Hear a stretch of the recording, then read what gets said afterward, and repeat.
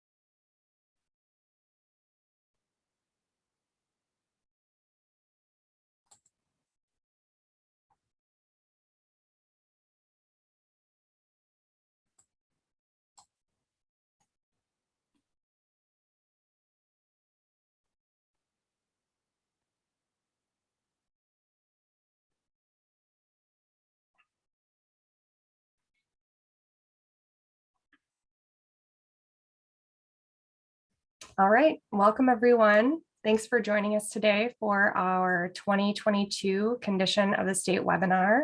This is our third year in a row of putting out this publication and doing a presentation on our findings.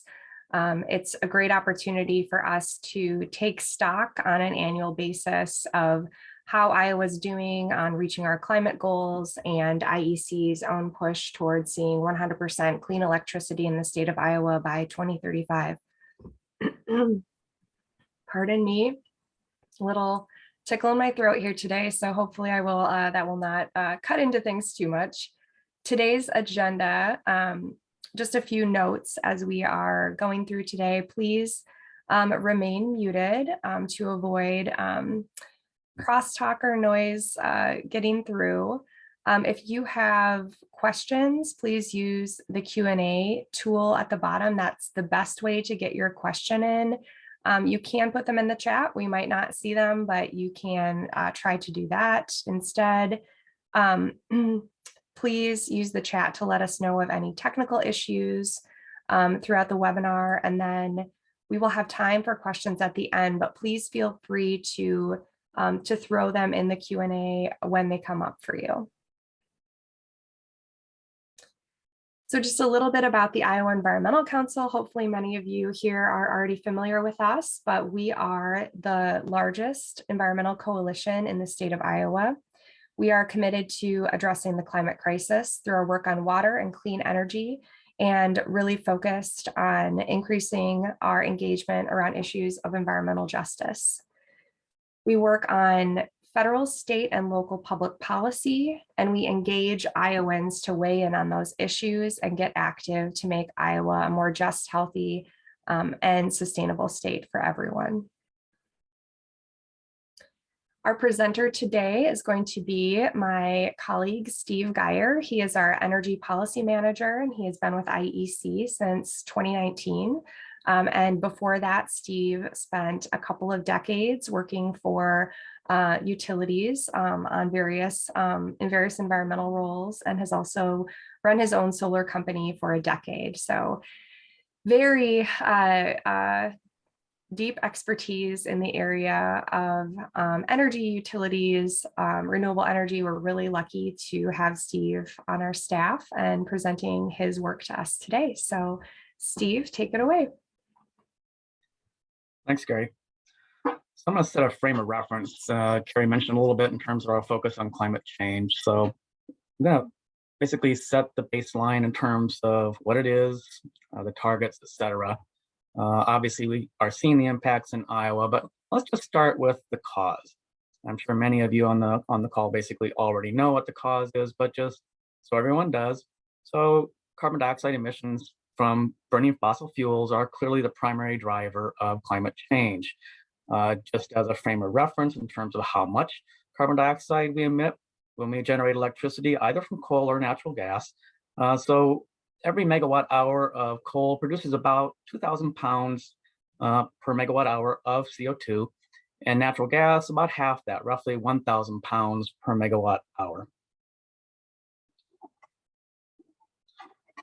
So we're already seeing impacts, and I think a lot of people get confused partially because some still use the outdated notion of global warming, whereas the real emphasis is climate change, meaning we are going to see everything from rising temperatures, sea level rise, but more importantly for places like Iowa, we will see those more frequent and those intensified storms. And clearly, we've seen impacts of those. I mean, the August 2020 derecho, which accounted for almost $11 billion in damage, and even in December of 2021, the first ever derecho, basically in December, produced $1 billion of damage in Iowa when we had 61 tornadoes. So what are targets to try and address climate change? The International Panel, or excuse me, the Intergovernmental Panel on Climate Change has basically said that to limit warming to either 1.5 degrees or basically 2 degrees, we're going to have to basically greatly accelerate the reduction of generation from coal. Importantly, what we also have as a US goal is to eliminate generation from coal and fossil gas by 2035. And I want to point out that this goal of net zero by 2050, that's a global goal, meaning that all portions, all sectors, all countries by that point would have to be net zero. And I'll explain later why that's important. So just re-emphasizing that without a carbon-free electricity sector by 2035, other sectors that use electricity, and most importantly, sectors such as transportation or buildings, cannot meet their goals without basically seeing a carbon-free electricity sector by 2035. So let's take a look at where Iowa's at in terms of our overall contribution to climate change. The state puts together our global greenhouse gas reductions or emissions basically every year. They always are going to be lagging by a year. So the most recent we have is the 2020 report. We can see the breakdown in terms of percentages, but to put numbers behind that in terms of what we're talking about. So Iowa actually in 2020 emitted 120 million metric tons total. Of that, the 14% was 17 million metric tons from power plants. You'll also notice that, the biggest sectors, agriculture, and then the building sector, residential, commercial, industrial, fossil fuel use, account for the two largest sectors. But again, we'll focus on the facts that basically they can't all occur at the same time. One has to occur before the other. Notably, too, this is 2020. And so in 2021, we know that actually the generation from coal plants went back up. And so that 2021, when those actually are basically announced, will be much closer to the 2019, which we'll take a look basically how all these sectors tracked in 2020. And so as we look at all the sectors, we have seen tremendous decrease in basically the power plant emissions, notably from coal. If we basically look at the natural gas aspects, we know that natural gas also has an increase, but importantly here, if we look at the sectors, it's the only sector that we're really seeing a decline in. In fact, the residential and ag sectors have actually seen increases over the same time frame. But let's focus on where we can focus, which is the power plants. And so here's the location of the power plants in Iowa. Again, back to the IPCC report. And this is noteworthy. Their latest assessment, which came out, I believe, in June, says that and this is a worldwide fleet of coal and gas plants, that ultimately those would have to retire 23 and 17 years earlier than their expected lifetimes, respectively, to limit that warming to 1.5 to 2 degrees C. So even if we take the 2 degrees C, which corresponds to the 17 years earlier, the only plant that we see in Iowa that, at least in order for, as IPCC has characterized it, to meet that 2 degrees C or limit to 2 degrees C would be Walter Scott 4. All those other plants by this point in time should have been closed or should not be operating after 2023. So let's take a look. What does that mean if we basically then compare a business as usual? And so business as usual defined as if Mid-American and Alliant were to continue to operate their plants at the same levels that they did in 2021, but then accounting for the various operational lifetimes that have been basically put into various public filings, we will see the red line. And so that basically then is a curve that shows reducing, again, just based on operational life, does not basically show a curve that is reducing based on the national determined contributions. So what is the NDC? So the NDC, which every country that is a part of the Paris Agreement has an NDC. In other words, determining how much we have to reduce and by what time frame in order to achieve those same IPCC goals. In this case, that goal was defined by the administration recently, earlier this year, as in fact being no fossil, basically fired generation by 2035. And importantly, that was actually the fossil gas that went until 2035. The portion that was attributable to coal has been defined as needing to actually retire by 2030. So when we match these two curves together, and so both of them showing a decrease over time, but if you look at the delta between them, the difference, the amount of CO2 tons or emissions that will be basically emitted under business as usual as an increase over the NDC terms. And we'll see not only the tonnage there, but as a percentage wise. That means that basically for Alliant, we would see 57% increased CO2 tons. And for Mid-American, that's 66 basically percent increase on CO2 tons. We'll look at the overall difference on the amount. That's a tremendous amount of CO2, even under NDC, but clearly a much larger portion if we just remain in a business as usual case. So where are we within our resource mix currently? So the 2021 resource mix, we'll notice that we are increasing in wind. Overall, basically 33%, however, of the Mid-American basically resource mix is still fossil fuel. And for Alliant, that's still 68% of their overall generation. So have we seen this change in time? Of course we have. I think pretty much everyone on this call knows that. So if we take a look at what we've actually achieved so far, we'll note that in fact, coal generation has decreased tremendously. Well, wind basically has increased tremendously also. We'll notice that 2020 point in time. And in fact, we'll also notice the 2019 point in time where, as you can see by the curve, that wind generation in Iowa actually exceeded the coal generation for the first time. Then 2020, that was significant because that represents a point in time where wind actually represented 60% of the generation in Iowa. By 2021, we'll see that coal bounced back up, wind went back a little bit, and so we end up with 57% at that point in time. And then we put on natural gas, methane gas, fossil gas, whatever we want to call it. It's all the same, basically. Ultimately, it's methane. But we'll see that we have increased since 2014. And then also we'll notice that dip between 2020 and 2021, very much, I'll just say, attributable to a couple different factors, not the least of which is the cost of natural gas.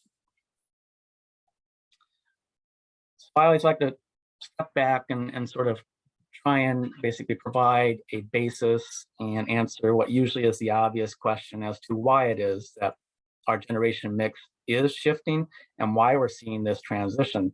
And the best way I like to do that is basically showing you the Lazard levelized cost of energy. And importantly, this one is the unsubsidized basically portion or analysis, meaning that there are no tax credits accounted for when we're showing, or when Lazard is showing basically the cost of generation here. But we'll also notice that wind and solar are clearly the lowest cost forms of generation and beat out any other forms of generation, again, in an unsubsidized basis. I think that's important because there's a recognition now with the Inflation Reduction Act, it's 10 years of certainty.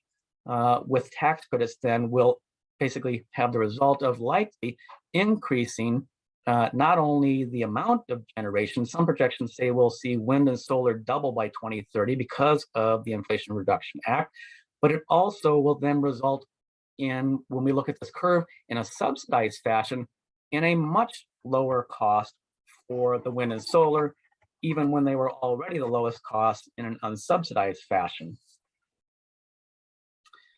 So let's look at our fossil generation from a time frame of 2017 to 2021, the past 5 years. This is actually showing you all of the Alliant and Mid-American plants over those same 5 years. You'll notice that over that time frame, there's variability, but overall, we're seeing a decrease in the amount of fossil generation. Some plants more so than others. Again, we'll see factors on the gas plants such as MGS, which is marginal time generation station, which is largely attributable, I'm sure, and Emery also, to a cost of natural gas. We'll see some spikes go back up. Atumwa, for instance, represented a spike there in 2021. But that also corresponded to an increase overall in generation demand. So where are we beyond fossil generation as we look at, for instance, our renewable resources? So let's take a look at the generation in Iowa. And we're going to segment and divide that basically into two different types. The one are the megawatt hours that are sold to customers, and the other is the megawatt hours that are sold basically to utilities. And so when we look at that green bar, and that green bar then represents the sales to customers, when we have a 100% goal that is touted by Mid-American, I think it's important to understand that the bar that they're talking about is that green bar. And so in 2021, as we look at that green bar, and when they talk about their 100% goal, they're talking about just representing 100% of that bar. They're not talking about the gold bar. That gold bar, for instance, then represents the sales to utilities.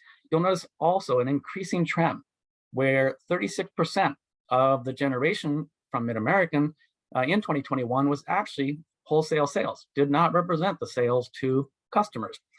That trend is slightly different. You'll notice with Alliant, it's been sort of up a little bit, down a little bit, and overall much, let's say, a more static state compared to clearly an increase in both customer generation and wholesale generation for Mid-American.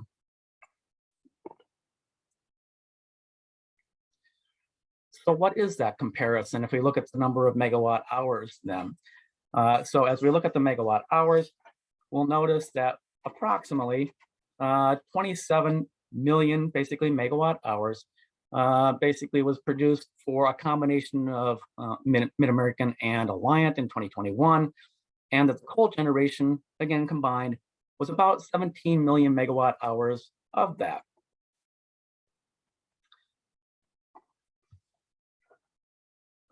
So why is this important? Certainly it's important as we look at all basically forms of fossil generation, but in particular coal. We know that we have emissions coming from coal generation. If we look at that quantification, respectively, the sulfur dioxide, the nitrogen oxide, the mercury, and the carbon dioxide from the combination, those are significant numbers. Maybe the one that people don't really realize in terms of how much impact that is when we look at mercury. So that 97 basically pounds of mercury corresponds to 656 teaspoons of mercury. Why is that significant? Because there is a reference point basically that says how many acres of water basically can be contaminated by 1 teaspoon. So when it turns out in Iowa, when we basically emit into the air 656 teaspoons of mercury into the air, that's enough to contaminate 1.148 million acres of surface water. How much is that? Well, it's 4 times more than the total amount of surface water in Iowa. And then the other aspect too is what air emissions really represent, which is their externalities. We don't account for them in the price basically that we pay for our electricity. And so when we basically account for externalities, there are different ways to do that. One of the ones that's used to account for basically externalities of emissions is the EPA COBRA model. And so if we take a look at the COBRA model, what does that tell us? It tells us that the emissions from the coal plants in Iowa are accounting for anywhere from 27 million to 61.5 million, basically, dollars of monetary value or damages to our health within the state. Accounted for, as you can see, in increases from everything from mortality to emergency room visits, respiratory systems, but then it's monetized in the right-hand column, again, to provide a way of looking at things in terms of the cost of an externality. Another way that basically an externality is captured is then, and this goes back to our CO2 number. So social cost of carbon is a way to quantify the impacts. And these are the impacts that we, for instance, we see when we see these damage numbers occur, with various storms, whether it was the derecho in 2020 or the 2021 derecho. And then when we look at that, what that social cost of carbon is, the US basically says that right now, we're valuing that at about $51 per, and that's a metric ton, in today's dollars, to $152 per metric ton. In Iowa, the coal generation that we had in the state produced 20 to about 20 basically million metric tons of carbon, or in other words, that also then represented another economic harm of about $1 to $3 billion within the state of Iowa. And another impact that I think has been largely overlooked, but certainly has been studied. So the impact to agriculture, and in particular, this was a study that looked at the impact on corn production. And so it was a study conducted at the University of California, and the premise of the study was to see what actually happens when coal plants close down.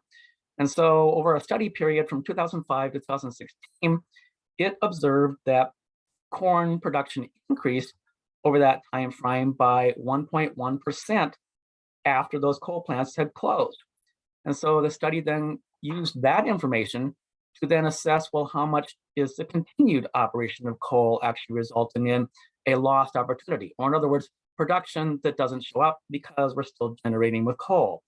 And so that's what this map is actually showing. So this map is showing them the existing and currently operating generation and how much lost corn in millions of bushels actually are occurring because of that generation.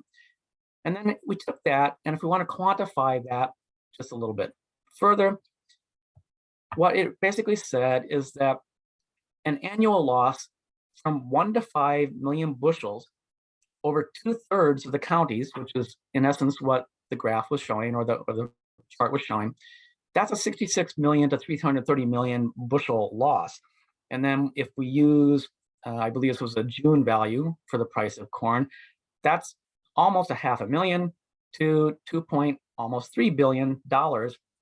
Again, an economic impact to agriculture, or again, foregone lost corn. So if we add all these together, what does that look like? And so a true cost, if we were really looking at coal generation, when we account for externalities, we would add all these costs. And so we end up with a total, as we add them, of anywhere from $1.5 to $5.3 billion.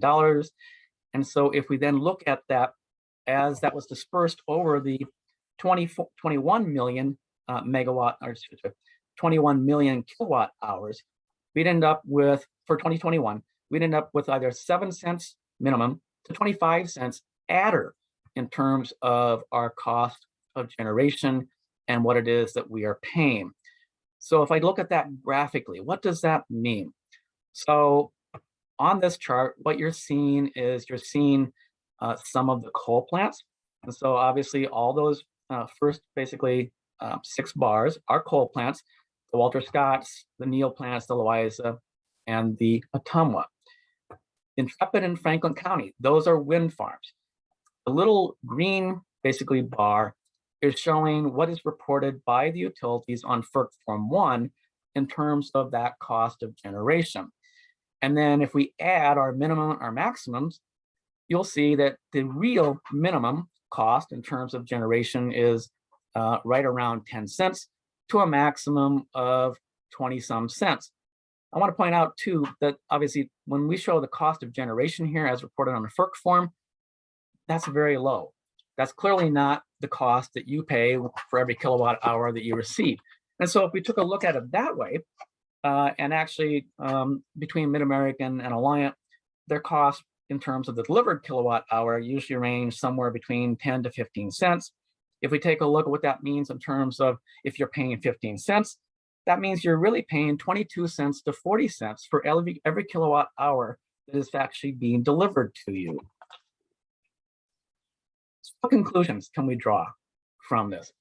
The first is that the IPCC and the national policy at the US level recognize that achieving net zero by 2050 requires a carbon-free electricity sector by 2035.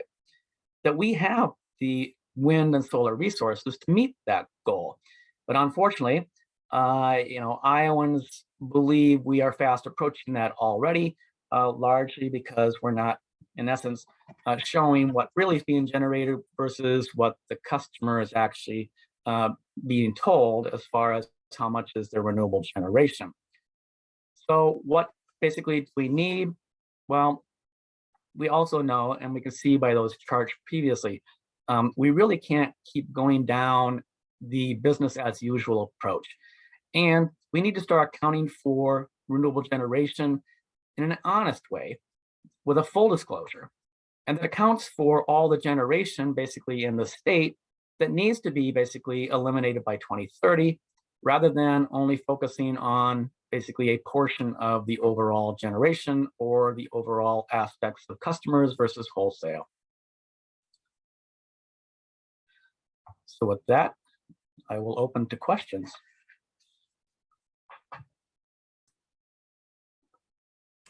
Thank you, Steve. It's a lot of information that folks are absorbing here. So please feel free to throw any questions in the Q&A.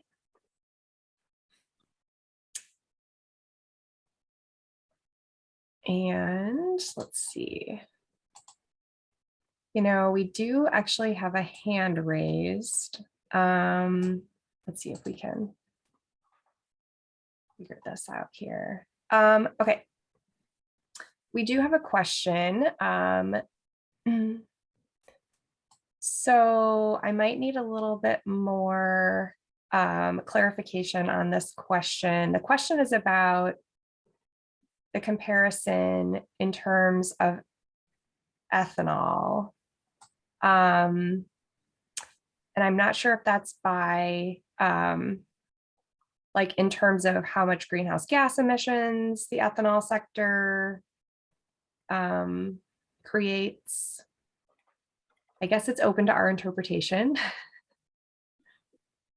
I'll try and answer. I'm not sure exactly what the intent was behind the question, but when I showed you the greenhouse gas emissions inventory that the state of Iowa actually accounts for, notably, the emissions from an ethanol production perspective are not actually in there, because at the EPA level, they determined that any biogenic greenhouse gas emission didn't need to be counted.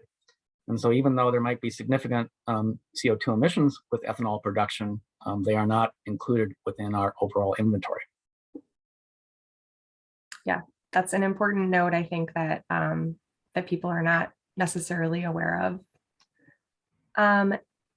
Steve, I don't know if you know this off the top of your head, so if not, we will get back to you. But we have a question about the age of the plants and Louisa in particular. Do you know how old Louisa is? Yeah, I'm pretty sure Louisa was a 1970s, by a decade, 70s vintage plant. And in fact, most of the ones operating still yet today, they're going to all have roughly the same construction timeline, which is why they also all pretty much have the same operational life perspective, with the exception of Walter Scott 4, which was the latest plant to be built. And that one was completed in what year?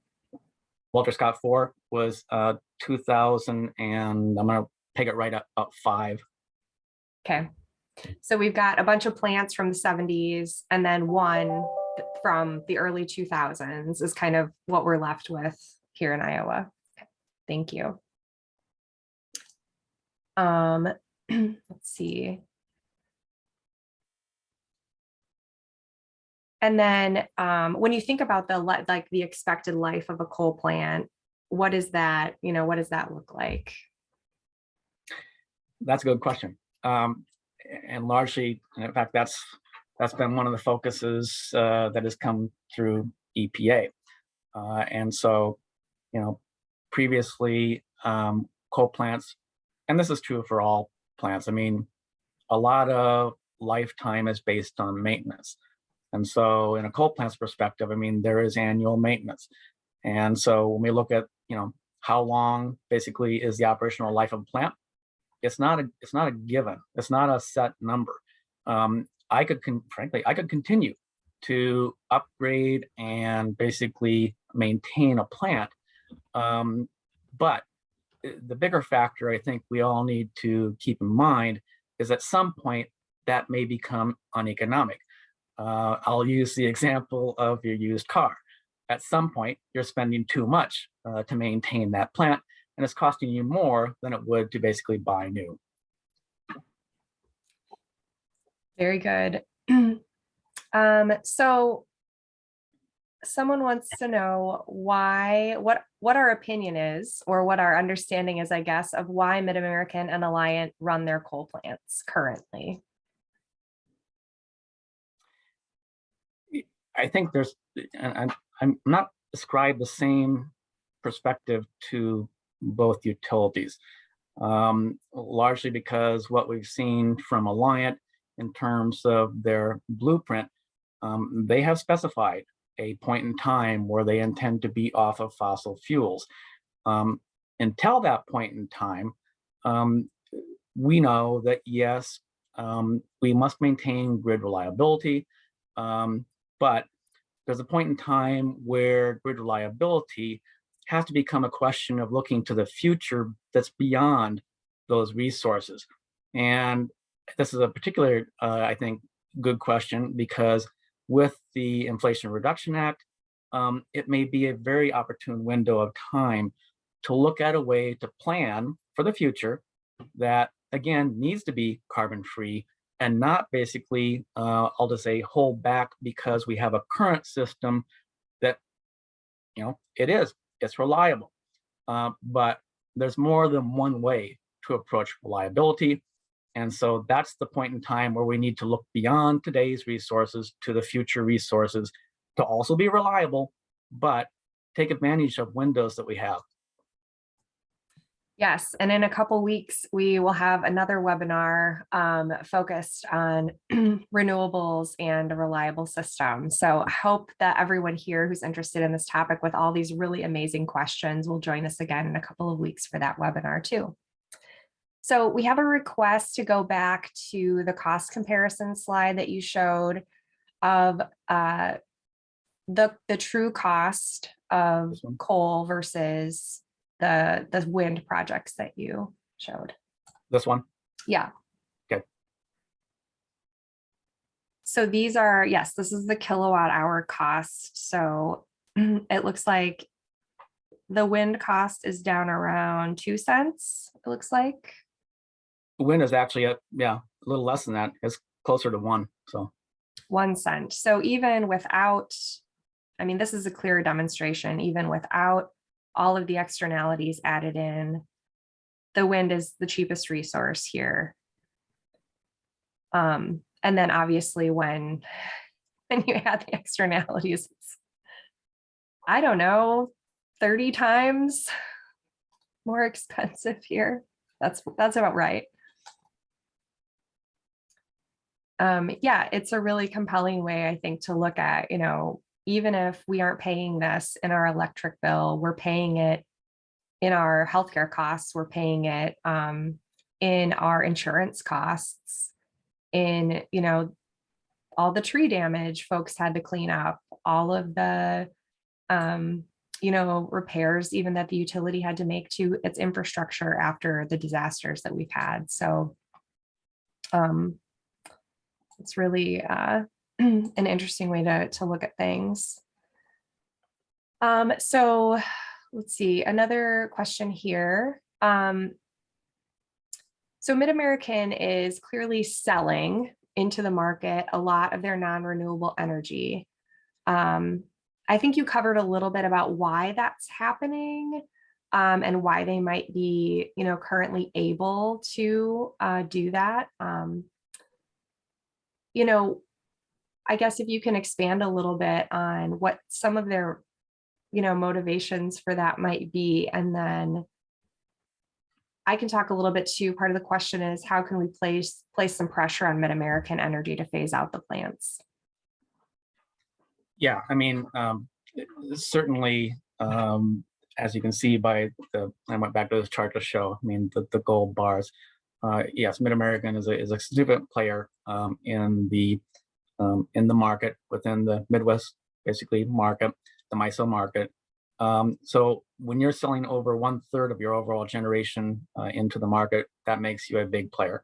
As far as why, I personally believe it's relatively obvious. I mean, if I can sell into the market, and that means also that I have a buyer out there that was willing to buy at whatever price, I'm going to increase my revenues. And so we know that for the past, well, I don't know exactly how many years, but certainly a fair share of the years now, so within this time frame, that's increasing because we're also increasing the amount of wind. And as I pointed out earlier, we know that wind, in fact, is the lowest cost resource. So if I have lots of generation that's low cost, I will make more sales into the market. I think the factor that we need to move past is we need to move past a focus of just energy sales. And we need to start focusing on how do we achieve a reliable grid that can operate without fossil fuels. That could include and should include elements such as storage. But if I'm basically making a business decision at this point, I will sell as much energy as I can, and then also try and maintain, again, a reliable system. So to me, the focus is trying to go back to taking advantage of opportunities, and all the federal funding that's going to be available to move us to a point where we can do that. Thanks, Steve. Let's see. Another question. This question is about policy changes that could help accelerate the shutdown of fossil fuel generation. And I think, you mentioned the IRA. We definitely see that being a market changer. I think that a lot of things that are happening more at the national and even the regional level. Transmission expansion is a really critical part of being able to get a reliable renewable system connected so that you can move energy from one place to another. And then, there are just some changes that have to happen as well with how storage is used and valued, but that are on their way because, of course, storage is going to be a really important part of this as well, correct? Yeah, in fact, so MISO, in fact, just approved the utilization of storage into various portions of the market. I believe it was either last week or the week before. That's important because in order for a company to invest in that storage, they have to be able to utilize it in a way that it actually pays for itself. And so if, again, that company can then utilize it now and actually be paid for using it, that will show a dramatic increase in storage. MISO is also recognizing that there is a tremendous amount of storage sitting in the queue right now. And so, after a little bit back and forth with FERC, they ultimately came to a decision at FERC's, I'll just say, request to move forward with this and not delay any longer. Yes, and MISO is the regional operator of our electric grid, and they're kind of the, any project that wants to come online has to go through MISO first and get approval that way. There's very long lines to get hooked up into the grid, and so there are some delays there and things and changes that need to happen at that regional grid operator level. I would say another thing in Iowa in particular is that many states that have vertically integrated utilities the way we do, where it's a monopoly system, you don't have a choice, requires something called integrated resource planning. We don't have an explicit integrated resource planning requirement here, and that just means that utilities have to sort of look ahead at how much energy they're going to need, and then put together a plan that's cost responsible to customers for how they're going to meet that energy need. And there has been intense resistance from Mid-American in particular to walking through any kind of a modeling process that would result in a least cost portfolio. That might mean shutting down older, more expensive plants, replacing them with cost-effective solar, storage, wind resources that could provide both reliability and energy. And so without that comprehensive review, it puts Iowa in kind of a tough spot to be able to hold electric utilities accountable. However, we really do think that there is the ability and the need to require our utilities to do that kind of modeling. Even in Texas, utilities are required to model in that way. And we all know that they have a very much free market attitude about their electricity production. So that's another area that, that we're working on, we think is really important for Iowans. Yeah, I just basically add on to that, Carrie. I mean, particularly as we started the way this presentation was, which is focusing on climate. And so when we have basically a national target as far as a timeline, and the fact that there's recognition at both international and national levels that we need to be transparent in all portions of how we're going to address this. And maybe that's why this is even more important now, because as we plan for this future, in states that do have that integrated resource planning, they're transparent. They're required to actually open it up to the entire public. So the public has not only the ability to ask questions, but also help shape the future. So, and a resource plan is more than basically just, the ability to choose what resource. It's basically so that we're all on the same page in terms of how to do something. Yes, definitely. I want to segue into a good question we had here about the munis and RECs, because I think that that's a place where the Inflation Reduction Act in particular is going to start to change the landscape for those two types of utilities. Steve, do you want to talk a little bit about, getting those entities to be able to move away from coal as well? Sure. And so I'll, even though we basically point to these plants, and they're either Mid-American or Alliant operated, but I'll point out that, most of these plants actually have joint ownership. And so a lot of our municipalities and our co-ops in the state own portions of several of these plants. And when you aggregate all of those ownership interests, it's actually the equivalent of one of those plants. It turns out that Neil 3, which is roughly 725 megawatts, right in there, that ownership represents, if we collectively add it all up, one of those plants. And yes, the IRA is a tremendous, basically, opportunity for both of those types of organizations to, in several ways, move past those assets. One aspect in there is the ability to basically get out of and buy out of these plant aspects, where there will be funds available, yet to be defined in terms of I'll just say what type of interest rate, et cetera, but still funds available that will help those entities get out of that. And more importantly, there are other aspects, particularly for co-ops and munis, which of course are nonprofit organizations. They don't pay taxes. And so for the first time ever, we now have basically ITCs, PTCs that have the ability to go to, as a direct pay portion, to those entities. So you combine those factors together. And again, I'll keep hashing on this reframe of there's a window of opportunity to take advantage of all of these. And certainly we hope to be able to help, whether it's munis, co-ops, and others, recognize that now is the time to act.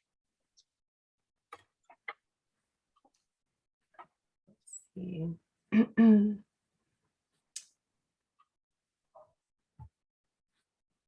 Let's see.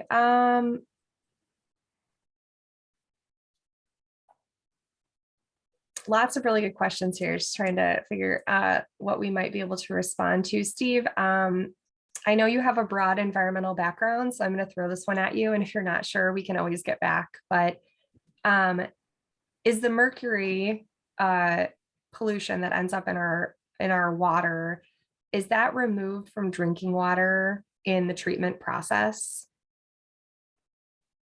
Do you know? I don't know specifically what the treatment plants actually do. I will point out that, that presupposes that your drinking water is coming from municipal supplies. There is a large portion of Iowa that has nothing to do with, municipally supplied water.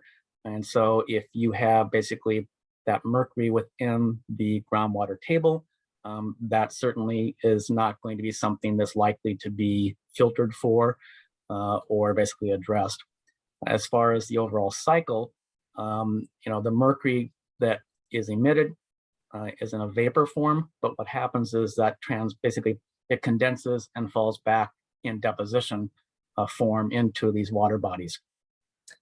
Yes, and one of the primary ways it gets into people's bodies is through eating fish, then that is, contaminated with mercury. And so that's why, all the warnings to pregnant women, to limit your seafood, fish intake generally is all related to, mercury contamination. And that's true for people fishing in our Iowa waters as well. So Steve, can you see if you have this information in your head off the top? Can you give us a little bit of information about what Mid-American and Alliant plan to do in the very near term to increase their wind and solar capacity? I think we have a couple of big projects on the table that we know about that you can talk about a little bit. Why don't you talk about that first? Yeah, sure. So yeah, the ones that are known, and again, I'm suspecting a lot of people on this call already know.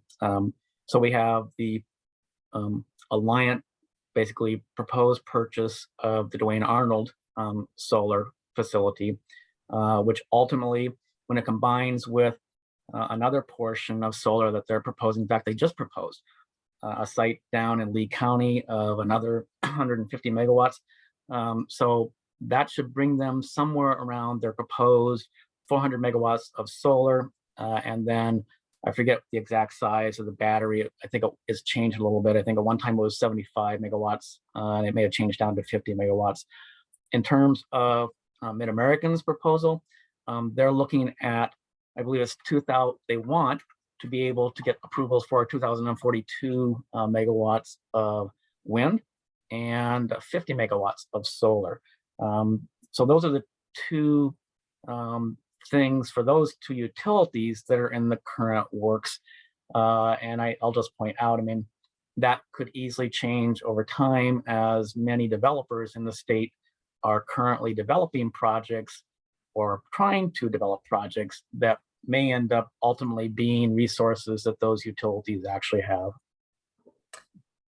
Yes, and part of that you'll see that's interesting is, Alliant did go through sort of a modeling process and came out with solar as the appropriate resource. And so they are, working heavily on the solar storage type investment, whereas Mid-American, which already has like a very wind heavy system, is proposing to invest even more in wind energy.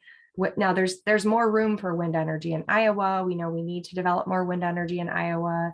But as a utility, if you're looking at, how to balance your overall portfolio for reliability and generation that's complementary around the clock, we really see that investment in solar and storage being more timely and critical. So that's part of, both utilities definitely have plans. Whether those plans are totally in alignment with an actual transition away from fossil fuels is where we kind of run into some questions about what does it mean to be 100% renewable, and getting that, coverage that we really need around the clock so everyone can,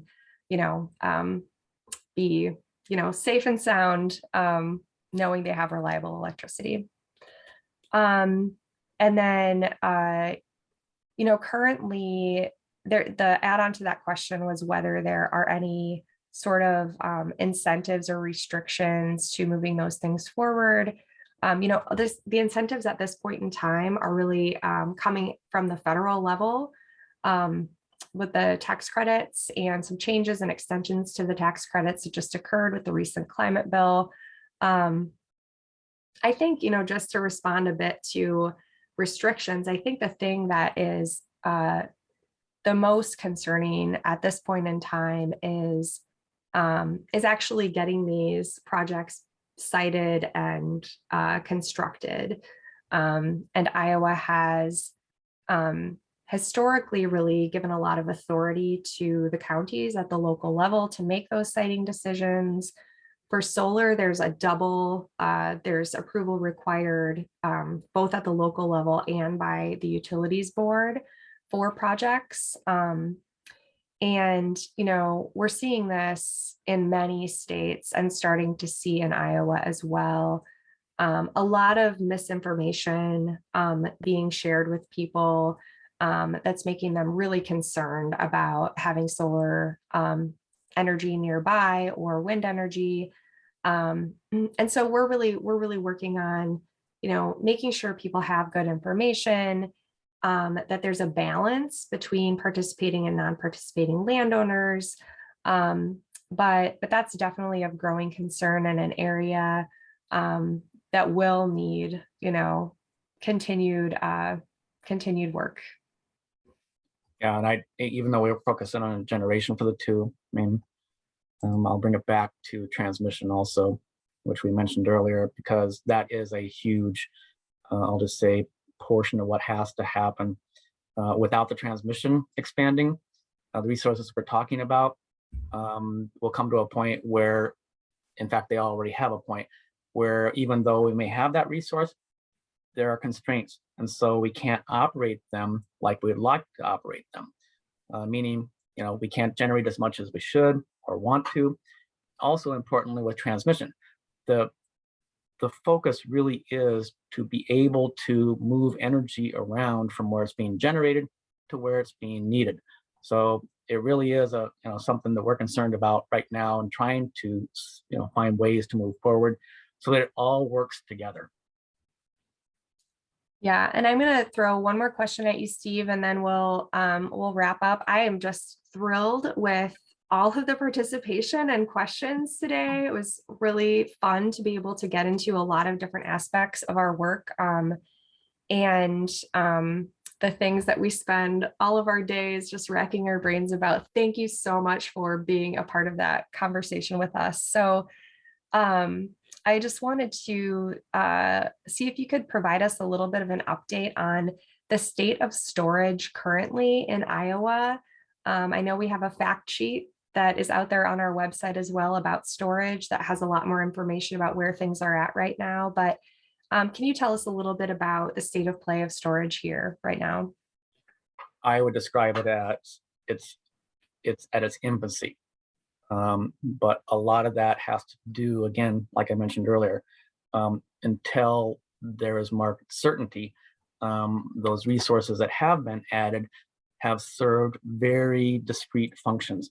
So, for instance, when Alliant added batteries down in Wellman, or when they added batteries in Decorah, they were serving a very discrete function that allowed the system to then cost effectively and more cost effectively actually operate. I'll just quickly mention the Wellman one because that's one that I know pretty well, where by putting that battery in place, they were able to then avoid having to upgrade the transmission line at a significant cost savings. So that's what's happened up to this point in time.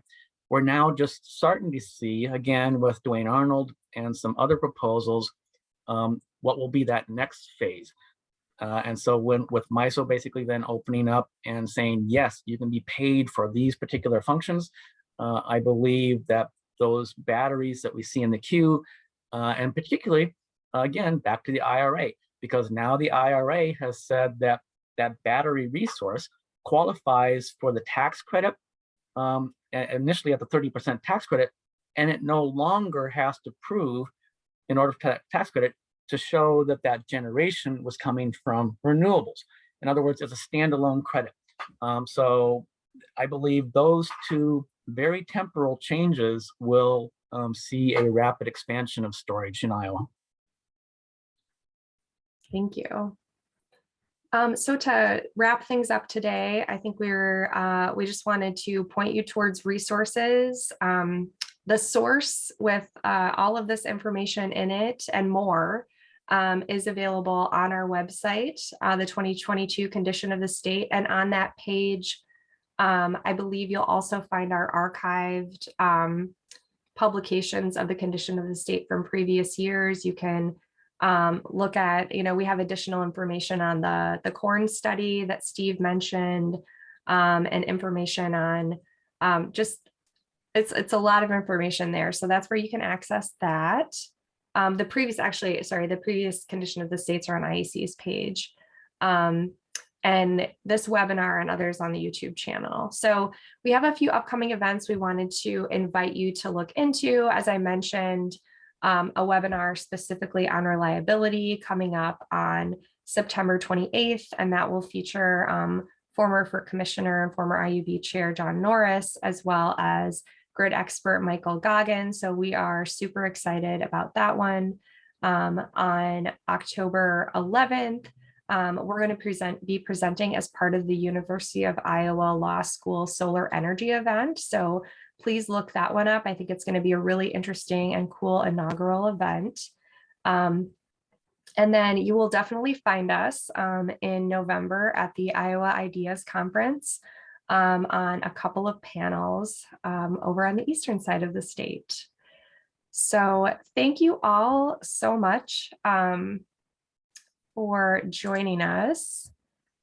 And yes, thank you for dropping the link.